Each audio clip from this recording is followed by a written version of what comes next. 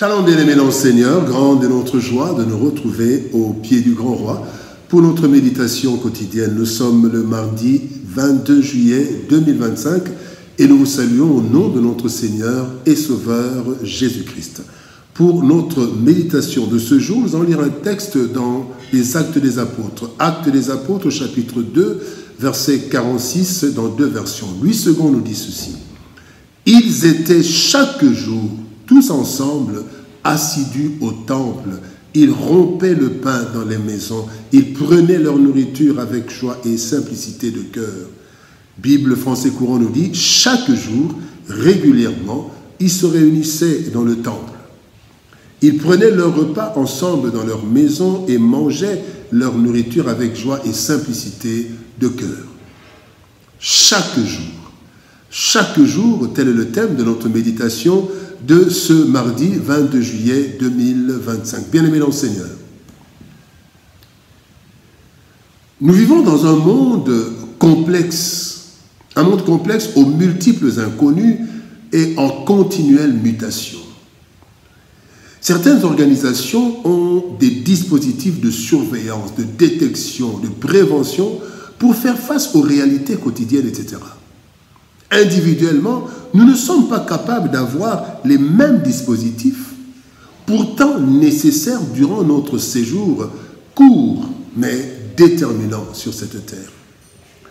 Le texte de ce jour nous montre les activités de la première Église, des premiers croyants, des premiers chrétiens. Eh bien, les premiers chrétiens avaient des activités qui se faisaient chaque jour en attente de la venue du Christ et pour tenir dans ce monde et mener à bien la mission du Seigneur. Cette assiduité aux activités chrétiennes tend à diminuer avec le temps et cela pour diverses raisons. Pourtant, cela est indispensable pour chacun de nous. Veiller chaque jour. Tirons quelques leçons de notre verset du jour. Première leçon, vivre en attendant. Jean chapitre 20, verset 21 nous dit, Jésus leur dit de nouveau, la paix soit avec vous, comme le Père m'a envoyé, moi aussi je vous envoie. Nous sommes de passage sur cette terre. Voilà pourquoi il est écrit dans 1 Timothée chapitre 6, verset 7, nous n'avons rien apporté dans le monde, il est évident que nous n'en pouvons rien emporter. Ce n'est pas notre destination finale. Cependant, nous menons beaucoup d'activités, chaque jour, à partir d'un certain âge. Mais pourquoi tant d'activités pour tout laisser à la mort? En réalité, nous sommes en mission pour la restauration de l'humanité, cette restauration de l'humanité perdue. Pour cela, nous devons trois choses. Un, nous devons vivre un temps, pendant un temps et conformément au Seigneur pour préparer notre éternité. C'est pendant ce temps. Acte 1:8 nous dit, vous recevrez une puissance, le Saint-Esprit survenant sur vous et vous serez mes témoins. Deuxième chose, nous devons mener la mission divine pour le salut de tout homme à travers notre vie et nos paroles. Marc 16:15 nous dit, allez par tout le monde et prêchez la bonne nouvelle à toute la création. Troisième chose, nous devons tenir au bout pour gagner le prix. La Bible dit dans 1 Corinthiens chapitre 9, verset 24, courez de manière à le remporter, à remporter le prix. Bien-aimés dans le Seigneur. Donc nous vivons dans ce monde, nous vivons en attendant la fin de ce monde et de passer dans un autre monde. Vivre en attendant le retour de Christ. Deuxième leçon, bien-aimés, parlons d'un monde hostile. Un monde hostile. 1 Pierre 5:8 nous dit, soyez sobres, veillez, votre adversaire, le diable, rôde comme un lion rugissant, cherchant qui il dévora. Vivre et mener la mission de Dieu sur cette terre est un vrai défi, car le diable, ayant séduit le premier couple humain, a pour objectif de détruire l'humanité, bien-aimés, étant donné qu'il a été chassé du ciel. Selon Ésaïe chapitre 14, verset 12, il est dit, « Te voilà tombé du ciel, astre brillant, fils de l'aurore, tu es abattu à terre. » Ainsi, l'ennemi, le diable, a pris des dispositions pour la destruction. Et voici les dispositions. D'abord, il recherche les faibles pour les détruire. La Bible dit dans 1 Pierre chapitre 5, verset 8, que nous avons lu, « Votre adversaire, le diable, rôde comme un lion rugissant, cherchant qui il dévorera, qui il détruira. » Deuxième disposition de l'ennemi, des attaques permanentes par une organisation bien structurée. Nous voyons cela dans Éphésiens chapitre 6, verset 12.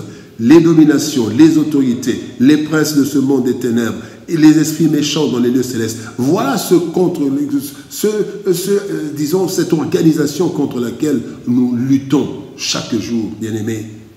Et troisième chose, le diable utilise des humains pour sa mission. La Bible dit dans 2 Corinthiens, chapitre 4, verset 4, pour les incrédules dont le Dieu de ce monde, donc le diable, le Dieu de ce siècle, a aveuglé l'intelligence. Et quand il aveugle l'intelligence, il les utilise. Il utilise les humains aveuglés pour faire toutes les sales besognes sur la terre, les guerres, tout ça, les corruptions, la prostitution et tout ça.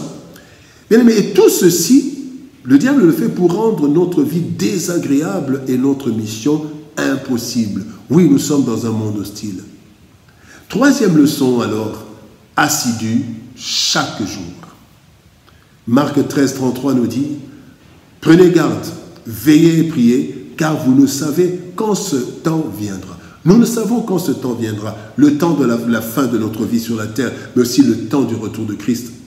Les premiers chrétiens ont compris l'ampleur du défi.